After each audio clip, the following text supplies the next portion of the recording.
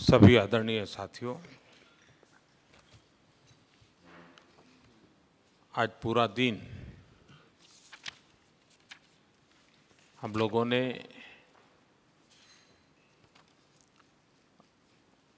भविष्य में हम किस दिशा में जाना चाहते हैं, कैसे जाना चाहते हैं, हमारे प्रायोरिटी सेक्टर कैसे हो,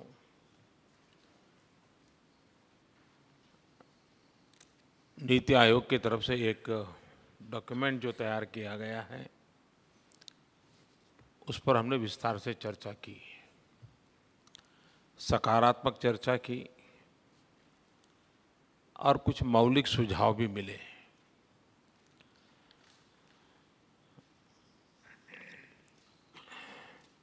मैं आप सबको एक विश्वास दिलाना चाहता हूं कि ये जो डॉक्यूमेंट सर्कुलेट किया गया है ये एक ड्राफ्ट डॉक्यूमेंट है। आज आपकी जो लिखित भाषण आए हैं वो और आपने मौखिक रूप से जो कहा गया है वो, और जाने के बाद भी कुछ अगर भेजना चाहें तो वो, इन सब को गंभीरता से लिया जाएगा। जो भी उत्तम बातें हैं उसको उसमें आमेज करने का प्रयास किया जाएगा और तब जाकर के ये फ्रेमवर्क डॉक्यूमेंट को फाइनल रूप दिया जाएगा। एक प्रकार से ये शुरुआत है, जितना हो सके उतना जल्दी हम इस पर विचार करें, अपने एक छोटी टीम बनाएं जो इस दिशा में कैसे मदद कर सकते हैं। लेकिन ये बात सही है कि हमें अब तक जैसे सोचा है, जैसे चले हैं, आने वाला समय उसके लिए तैयार नहीं है।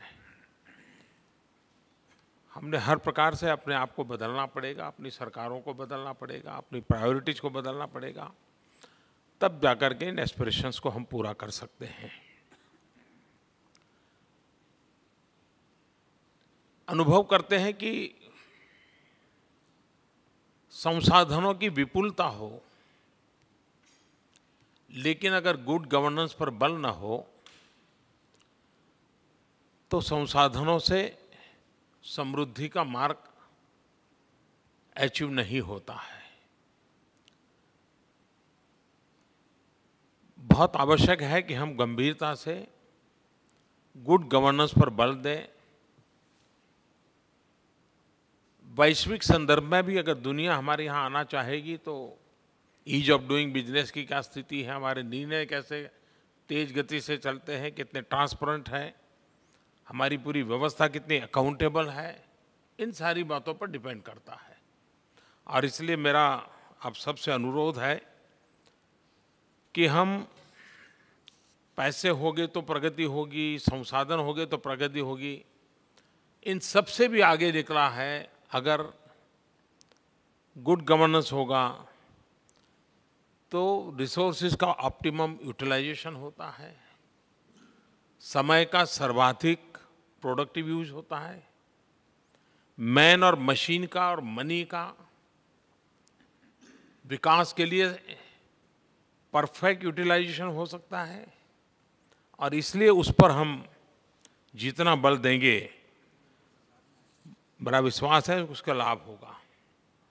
आज यहाँ मुख्यमंत्रियों के लिए कि जो विचार आए हैं, अपने आप में इन सारे विचारों का बड़ा महत्व है। जैसे रीजनल इम्बैलेंस की बात हुई, ये बात बिल्कुल साफ है कि देश का कोई भूभाग पीछे हो और हम सोचें कि देश आगे निकल जाएगा तो संभव नहीं होने वाला है। रीजनल इम्बैलेंस को हम सब ने मिलकर के उस स्थिति को सुधारना ही होगा।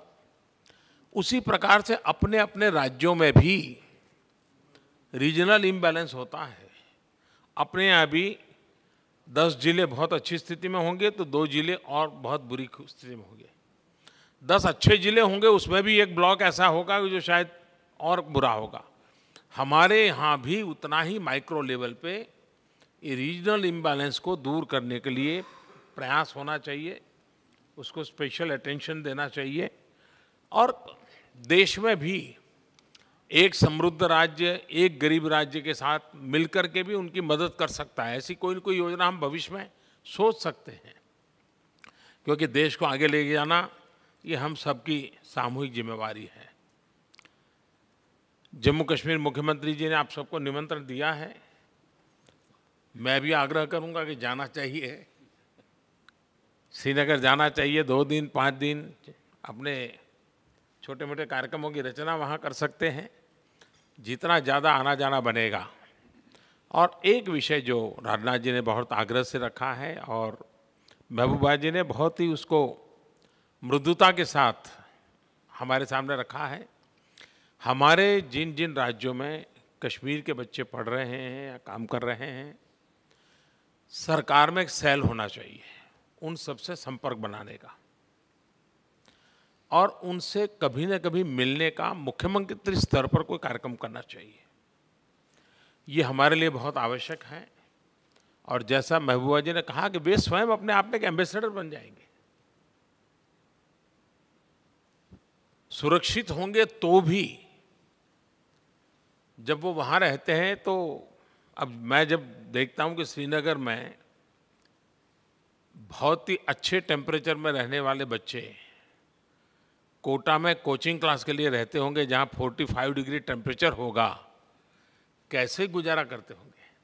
लेकिन कोई जाके मिले, उनको ज़रा हालचाल पूछे, तो इसका एक बहुत बड़ा इम्पैक्ट होता है।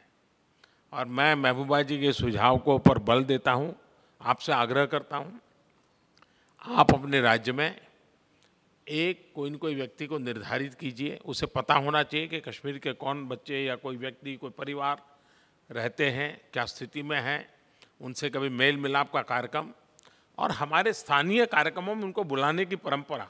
और धीरे धीरे मैकेनिज्म को विस्तार किया जा सकता है, डिस्ट्रिक्ट लेवल तक ले जाया जा सकता है, वहाँ के लोग आपस में मिलने जुलना रखें, तो अपने आप में एक स्थिति बहुत ही उपकारक होगी।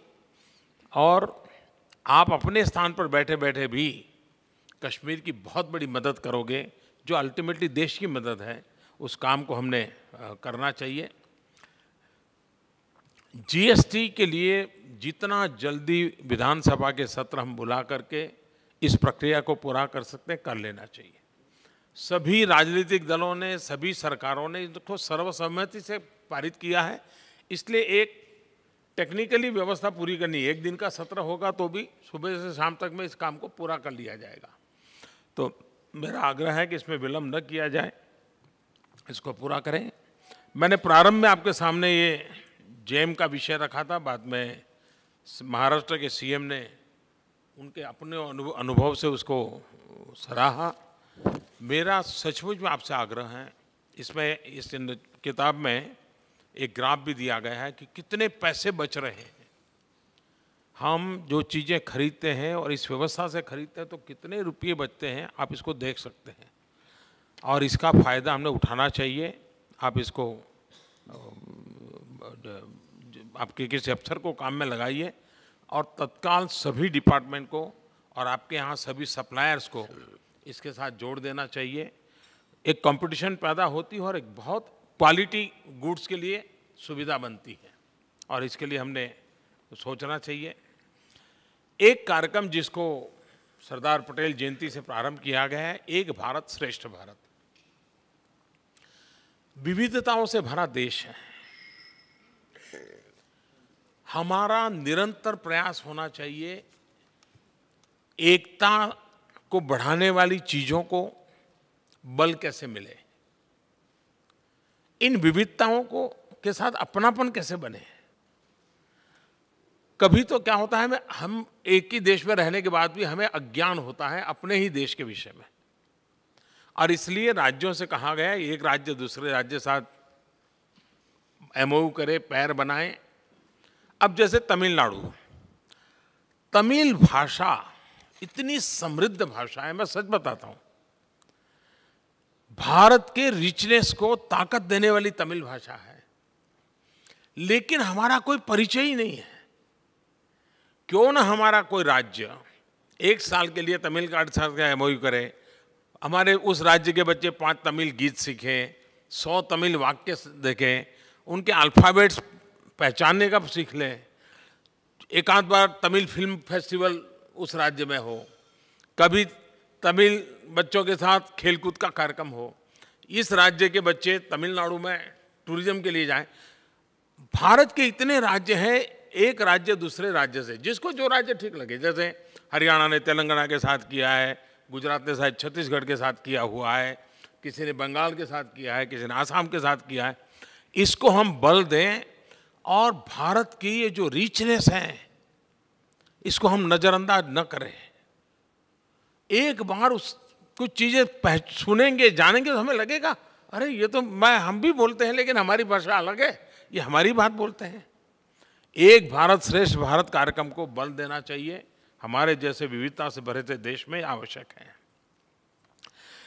एक भीम और आधार, आप देखिए भारत सरकार ने डायरेक्ट बेनिफिट ट्रांसफर में जितना काम किया, इतने कम समय में और बहुत कम योजनाएं जुड़ा, करीब करीब 50,000 करोड़ रुपया जो लीकेजेज होता था, जो हकदार नहीं है उनके हाथ चला जाता था, वो सारा रुक गया। अगर राज्य भी टेक्नोलॉजी का उपयोग करें, आधार का उपयोग करें, जनधन अकाउंट का उपयोग करें,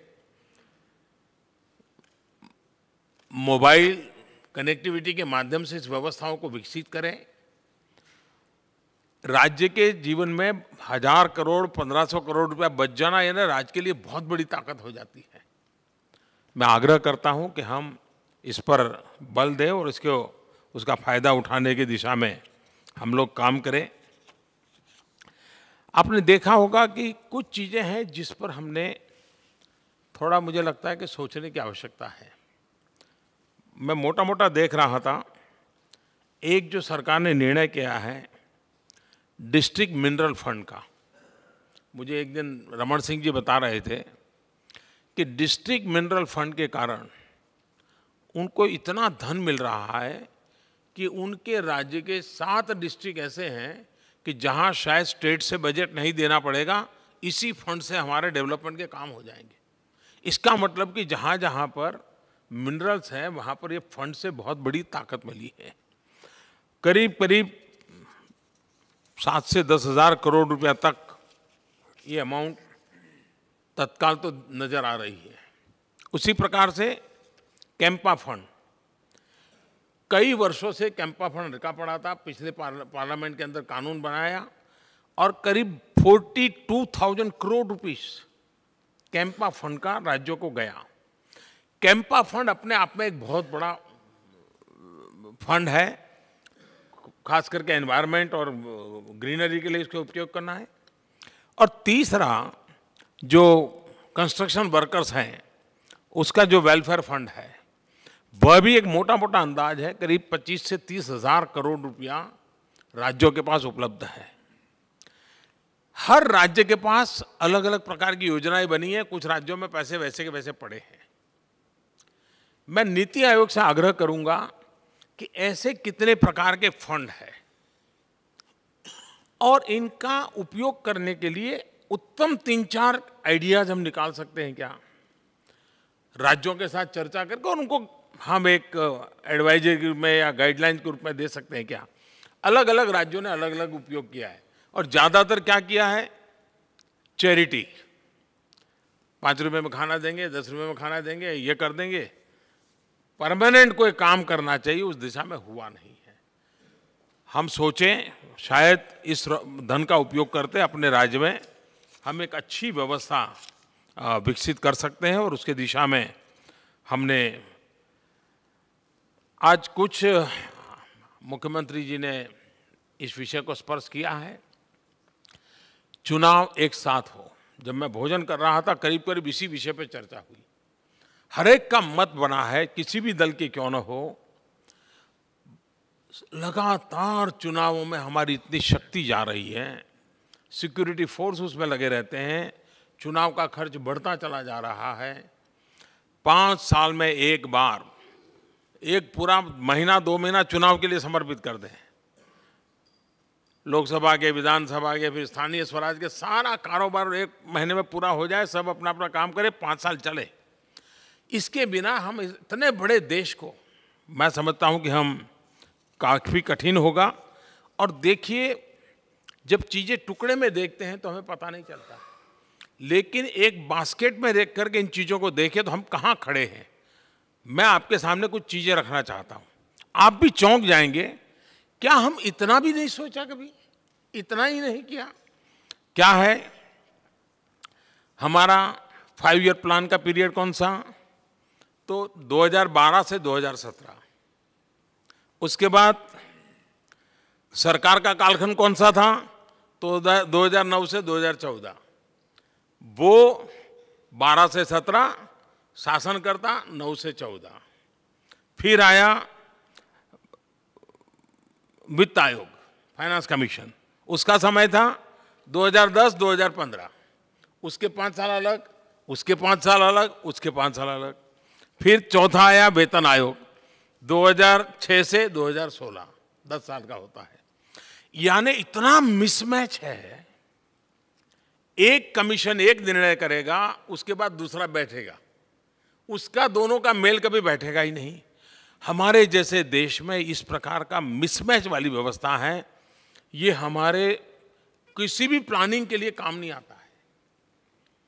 कभी न कभी हमें इन सारे विषयों का एक ही टाइम फ्रेम में लाना पड़ेगा। जब तक हम चुनावों की प्रक्रिया को ठीक नहीं करते, बाकी कोई चीज़ ठीक नहीं होने वाली। और इसलिए देश को इतना बड़ा नुकसान हुआ है, इसके संबंध में हमने ज़रा गंभीरता से सोचना चाहिए, और इसलिए मैं आग्रह करता हूँ। इस बार फाइनेंशियल ईयर के संबंध में कई राज्यों ने भी अपने बजट को प्रीपोन किया है।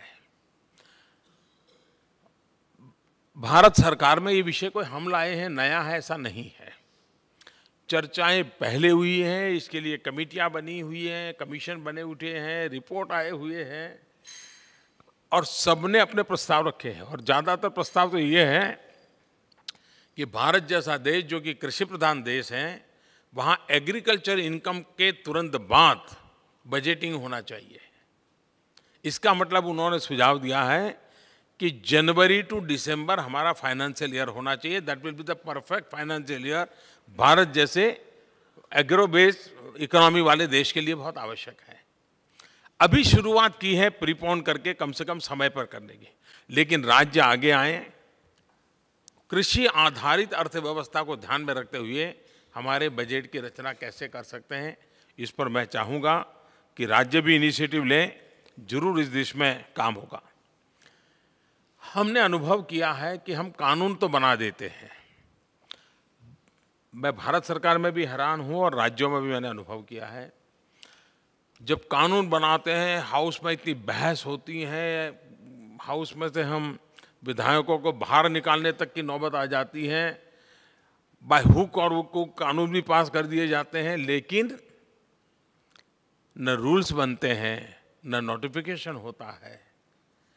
तो लोकतंत्र कहाँ खड़ा रहा जी? संसद हो या विधान गृह हो, जो इतना बड़ा कानून पारित करे और फाइलों में पड़ा रहे।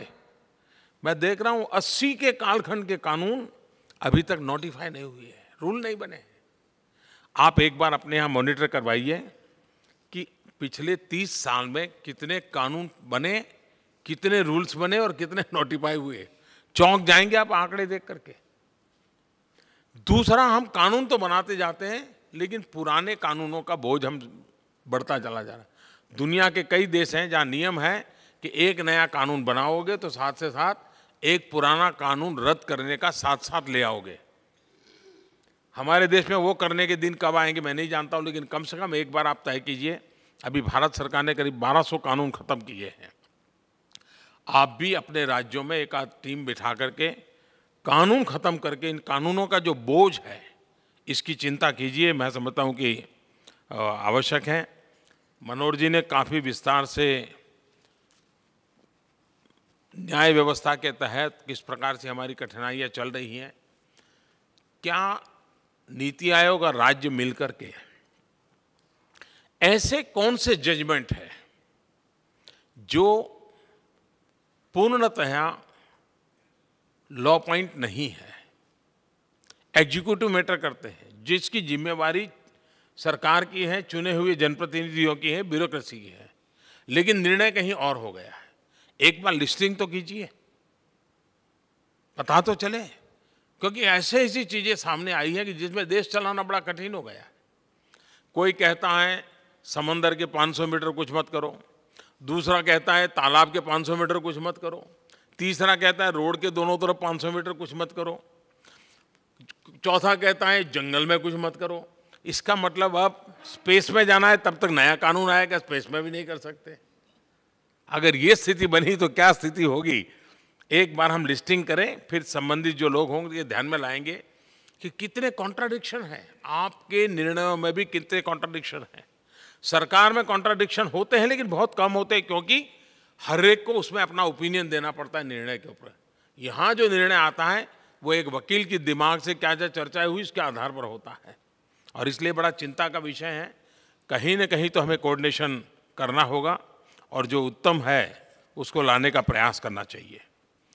2022 मैं दोबारा एक बार उल्लेख करता हूँ, भारत की आज़ादी के 75 साल हैं। जन सामान्य को प्रेरणा देने के लिए इससे बड़ी कोई चीज नहीं हो सकती है।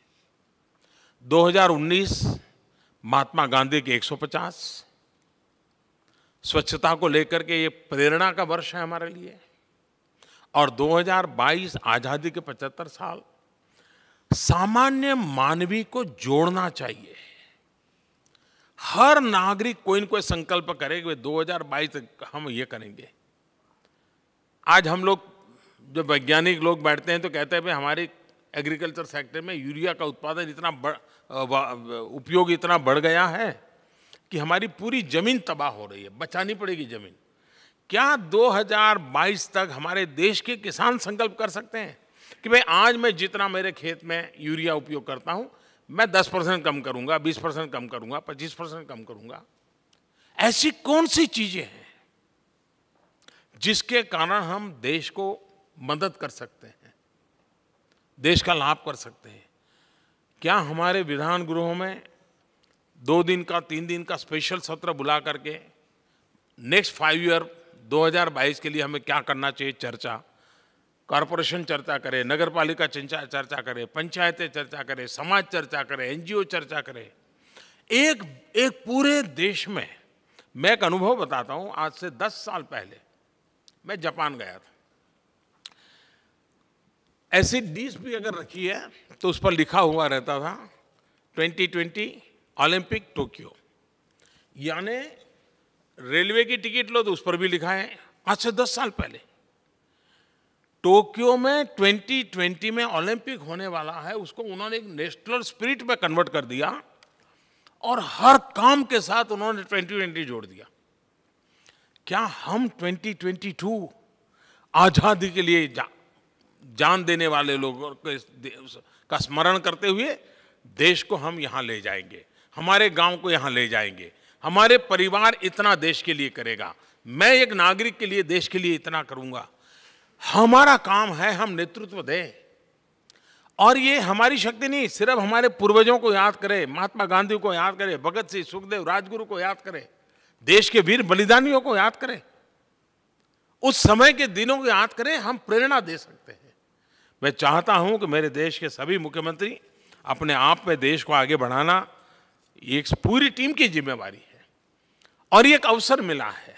ये अवसर सिर्फ बौद्धिक चर्चा का विषय न रहे, ये संकल्प का बनना चाहिए, संकल्प के साथ समर्पण का बनना चाहिए, और समर्पण के साथ 2022 के लक्ष्य प्राप्त करने का इरादा लेकर के हमने आगे बढ़ना चाहिए।